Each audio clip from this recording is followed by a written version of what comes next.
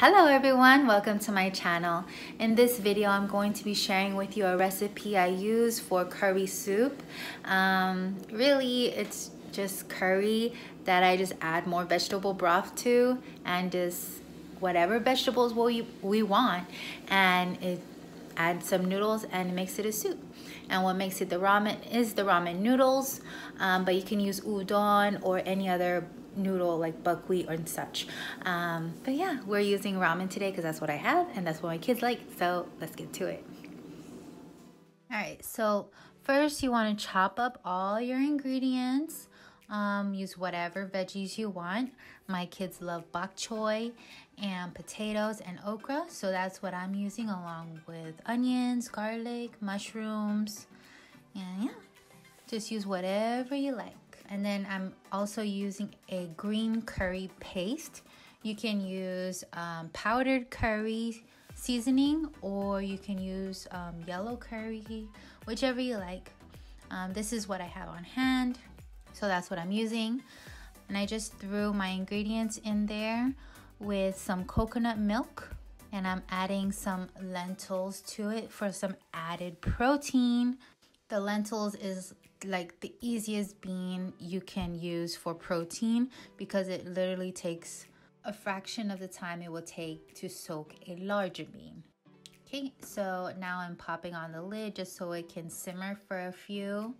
And then when I take off the lid, it should look like this, nice and thick.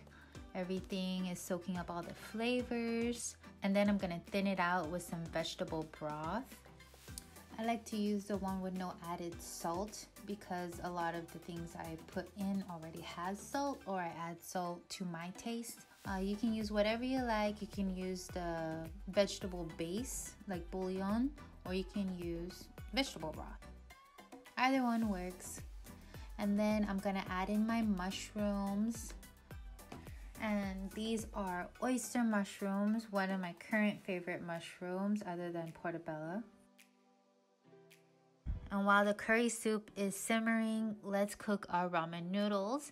I'm just gonna take a couple discs of ramen noodles and put it into a boiling pot of water and let that cook up.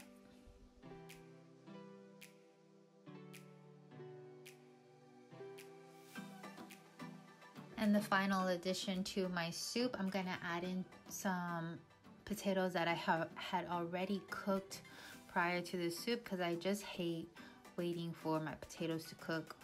I just do. And then some bok choy, of course.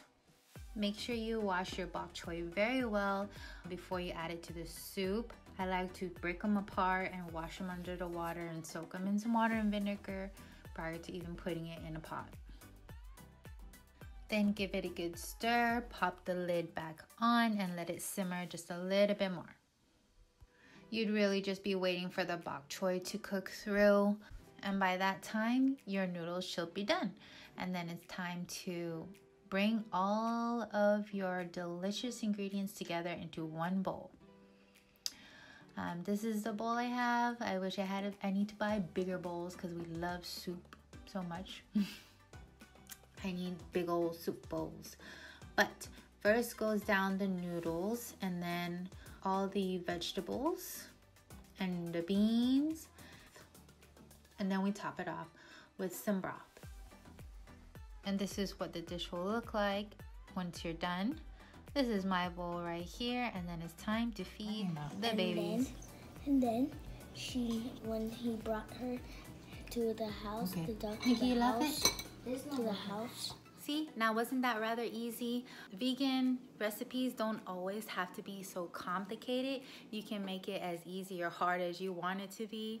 I feel like saying that veganism is expensive or hard or complicated is an excuse, because cooking in general can be expensive and hard if you make it. So if you just know where to look, then it just makes it easier.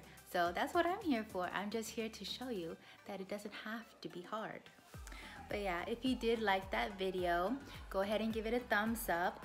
Leave a comment in the comment section if you tried it, and if you have any suggestions and such for recipes, or you just want to say hi, then just drop a comment. Don't forget to subscribe, and I'll see you in the next video, guys. Bye.